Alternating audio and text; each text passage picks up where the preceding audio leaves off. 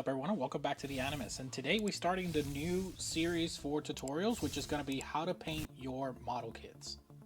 Now these series of videos have been a long time coming. I have had a lot of people make a request about doing tutorials in regards to painting my model kits, whether it's priming, painting, pre-shading and all that, color separation, masking and all that. So I decided to just make this series. It's going to be a long series of tutorials, so it's going to be divided into parts. Today specifically, we're going to be covering prepping your parts for paint and primer.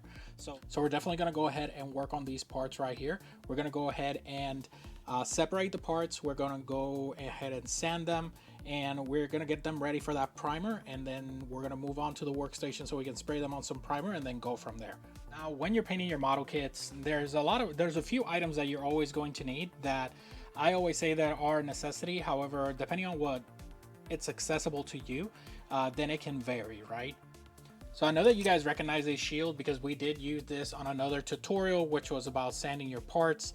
And you know, we've done through tutorials of building your kits, we've gone through masking, we've gone through applying decals, we've done panel lining, you know, just building your kits, snap fits, cleaning your nubs, all that stuff. We also went through materials to sand, which is the reason why, you know, if you're building a straight kit, you want that smooth finish instead of having those mold lines, right? So but when you're painting is a little bit different, because what you're doing is preparing the surface for the paint. Some parts might not require you to sand them depending on which ones they are. I mean, it's all up to preference at that point. I've been known to just, you know, spray on primer on the part and hopefully it sticks. Just, you know, unless the part I can see that has a lot of defect, I sometimes won't sand it. Maybe if it had like obvious seam lines that were like poking out or something like that, then at that point that's fine. But for more mold lines, unless it's something that's coming out of the plastic, then I'll probably just leave it by itself. For the purpose of this video, we will be sanding each and every one of these parts, so that way I can give you guys a better explanation, and then we can go from there. So for tools that you're going to need for what we're going to do today, you're going to need, of course, your sanding sponges. You're also going to need your hobby knife in case you would have to clean any excess plastic or anything like that. Maybe some tweezers in case you got to get into a tight spot to get out maybe a PC or polycopper cap or anything like that. And then you're going to need your part separator. You're going to need your part separator so you can go ahead and separate those parts since you've already snap builded, and that way you can get better color separation. You're also going to need alligator clips. The reason why you're going to need alligator clips is so you can place your parts while we're out there in the painting station, so we can go ahead and paint the parts itself. And the next thing you're going to need, which is optional. I know that some people don't like wearing gloves, but you know, guys know that I like wearing gloves while I paint. Not always. Sometimes I forget and I just paint all over my hands, but you know, when you work with people, you want to make sure that your hands are always clean, so always wear gloves when you're painting as well, seeing as some of these paints could also be toxic to your skin if you get too much exposure to them. The next thing you're going to need is going to be a brush. So it could be any brush. It doesn't have to be something like this specifically. You can use any brush that you can that's soft, and mainly you're going to use this to take away all particles that you might have left while you're sanding. Now there is another step that you're going to have to do, or that's optional to do if you really want to make the part very clean, and it is that once you are done sanding your parts, you're going to go ahead and wash them. I usually just use a little bit of soap and water, maybe a toothbrush, and I'll just wash everything out if I'm just sanding the parts, and then go from there. And the other part you're going to need is going to be maybe which is optional, is a dust collector. You can either use a dust collector or make sure that you use a mask while you're sanding so you don't get any of those plastic particles inside your lungs, and then go from there. Now I did have a question. Somebody asked me about using your razors to completely sand parts. I am not opposed to it. However, I feel that it'd be easier to do it with a sponge, so that's why I normally wouldn't use it. But if you have like sanding sticks, like acrylic sanding sticks, that works as well. If you want to, or if all you have accessible is sandpaper and you don't have sanding sponges or anything like that, but you do have sanding paper so you can sand your parts, that works as well. You just need to make sure that you use the correct grits so that way you don't mess up the plastic. Now I know we mentioned that we're going to go ahead and prime these parts today in today's video after we prep them for that. I did want to talk about the different types of primers that you can use depending on what kind of parts you're painting or what kind of color separation you're going to want. And going from there, then you can see what kind of results you might want depending on the parts, right? Now, just to show you, these are not the only primers available. There are other color primers. I do believe there's also a line of primers that's like going with the colors itself, like blue, red, yellow, orange. You know, there's a lot of them. But these are the most readily available and the standard ones, right? So you have the white, gray, black, and then of course I, as an option, will talk about this glossy one here after we're done talking about the basic ones. So they do have some other ones. They do have brown. They do have a little bit lighter shade in case you're priming like terrain or something like that. There are primers out there that you can use that are not specifically these three colors. So what does this affect? So this will affect the overall finish of your part depending on what kind of paint you use, or it will affect the type of shading that you'll get from the part that you use. Now, biggest example I can give you right now is that we are painting the 160 nude that we have here on the channel. For this specific kit, we are using a black primer, and we are pre-shading with the black primer and the white paint. So depending on what type of technique you use, then you can do pre-shading with any one of these colors. But for the sake of this video, we will be using the black primer so we can go ahead and get that nice pre-shading or nice color and shade or dark color and shade. Now you can use the white for, you know, lighter colors. If you want to give that bright finish to it, then you can do that as well. I myself, with preference, I like to use the darker colors instead. So it's in a very rare occasion, I would go and use the white primer. Now for the gray primer itself, I have had some questions about how do you do pre-shading when you have gray primer. So we will go ahead and show you. I will be doing pre-shading on these parts, and I will be using two different types of primers on different parts, so that way I can show you two different techniques that I use when I'm pre-shading my kits. Now please keep in mind that whatever I am showing you here in my channel, it is just my way of doing things, and I believe that, you know, to me is the easiest way to do it. But everyone has different techniques. I'm just trying to make sure that I show you guys what I do, so that way you have a better understanding of how my kits end up the way they do once I paint them. So the next color we're going to talk about is going to be the black primer. And black primer will always, you know, all these primers will always have a matte finish when you spray them, which is usually why people tell you to use a base coat after you prime your parts, so that way you can go ahead and get the results that you want. Now, I'm going to be honest here, when you're using black primer, it's easier to just start your pre-shading right there, but you can also do a coat of a lighter color to highlight that pre-shade, which is what we did here on that 160 new. Now, my favorite and go-to for painting parts or priming parts is Alclad's Gloss Black. Now, I love this paint simply because it is not only easy to use, but it also gives you that glossy finish that you would want in case you want to get started on doing some metallics or anything like that, and it goes with everything. So yes, I do prefer using mostly black and gloss black, but I do have applications for gray and white. They're just not that much. For example, I like to paint yellow parts with dark colors and give it a little bit good pre-shading. So if I was going to do that, then at that point I would still use a black primer. Now, like I mentioned before, all of this is going to be up to preference and the type of finish that you want for your kit. I like darker looking kits, so when I paint them, I want to make sure that they, you know, they have that pre-shade and that depth. Due to that reason, I do use darker primers for them, but like I said, white primers do have their applications, so does gray. I just prefer to use black and black gloss. So now that we're finished here with all this, we're going to go ahead and move on to the workbench, and we're going to start sanding our parts and get them ready for primer. All right, so welcome back, everyone. Now, I want to make sure to remember that when you are in this phase where you're prepping your parts, if you're going to separate your parts after you build them, please make sure to be very gentle. The reason why I say that is because sometimes when you are separating your parts, you might scuff the parts or something like that.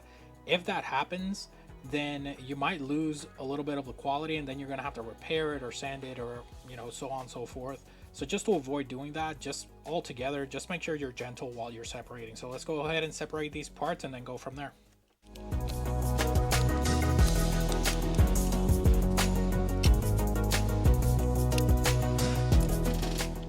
So now that we have separated our parts, the next step we're going to do is that we're going to go ahead and put our gloves on so we can start finding anything that needs to be corrected in the parts so we can go ahead and sand them. All right, so now that we have our gloves on, we're going to go ahead and inspect each part and see if it needs any correcting. What you are looking for while you're doing this is you're looking for any seam lines that might be coming out of the plastic, or any mold lines that seem like there has a gap or damage or anything like that. Mostly you'll see those type of things if you have like third-party kits or anything like that. So with Bandai kits, you can't really see it too much. So what you're going to be doing here is that you're going to go ahead and you're going to be correcting any last minute things. Like for example, I can see that this one still has some plastic from its nut mark, so I'm going to go ahead and correct it real quick and then go from there. Now, I had someone ask me about leaving stress marks when you're going to paint your kits. When you're painting your kits, it really doesn't matter if your kit has a stress mark, because you're not going to be able to see it once you paint it. Now, what you can see is if you leave like a huge gap, or if you have a nub that is still there, then at that point, then it's going to be a little harder to cover that up, because you will be able to see that once you paint your kit as well.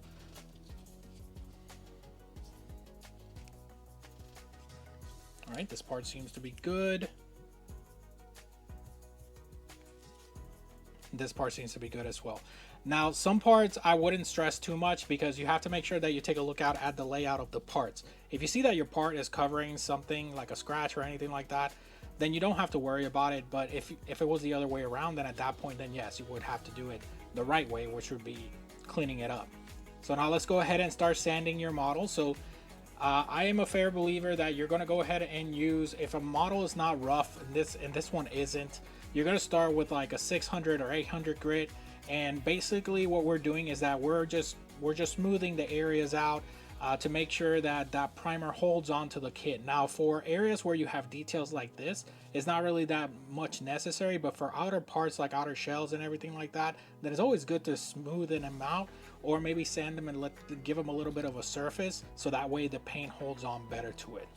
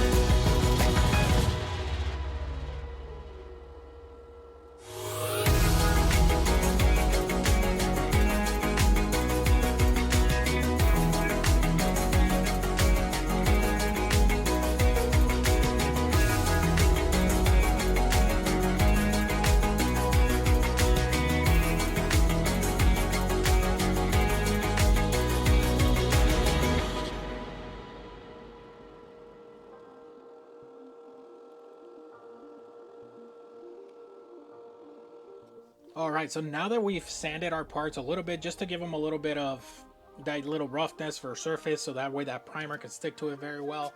Now that we've gone ahead and done that, we're gonna go ahead and move on to the paint area so we can go ahead and paint them. But before that, we're gonna go ahead and try to rinse these parts to take away any excess dust that it might have. And what we'll do is that we'll go ahead and dry them with the airbrush. All right, so now that we've gone ahead and sanded our parts, we went ahead and set it on the alligator clips. Now we're here at our spray booth. We're gonna go ahead and spray the parts with primers for each one. Just for the sake of this video, I will be spraying the white with the gray primer. I will be spraying the pink with the black primer. And then for reasons that I'm gonna use a little bit of metallic colors, I am going to spray the yellow part with black gloss.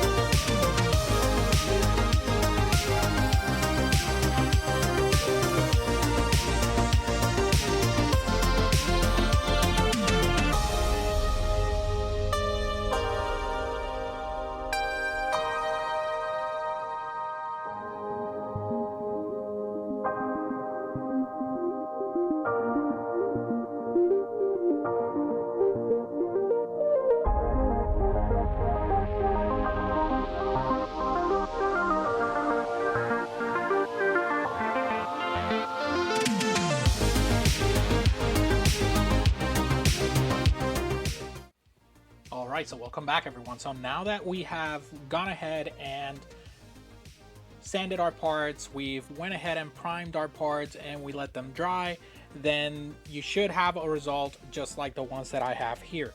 Now hopefully you were following through my instructions, or you were following the video, or maybe tried it on your own time, mostly like most of us would do, which is pausing the video. If you got to this point, then that means you are ready for the next steps. So first thing I want to talk about is going to be the gray primer. So the reason why I sand my parts is because I want to make sure that I get that smooth finish when I go ahead and prime my parts, and you definitely want that. You don't want your primer to look all grainy or textured unless you are actually going for a textured look, in which case then there's other things that should have been involved, like you should have used a primer that might have had a little bit of micro filler or something like that, so that way you can get that grainy look.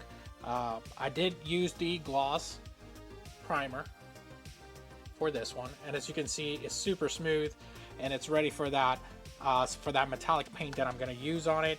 And of course, with the black primer, as you can see, it is super smooth as well, all thanks to the fact that we did go ahead and sand those parts to give it that little finish. So that is it for today's tutorial. Just stay tuned for the next episode of this tutorial series, because we're going to go ahead and start painting details and do some pre-shading on these parts. Thank you so much for watching, and I will see you all next time.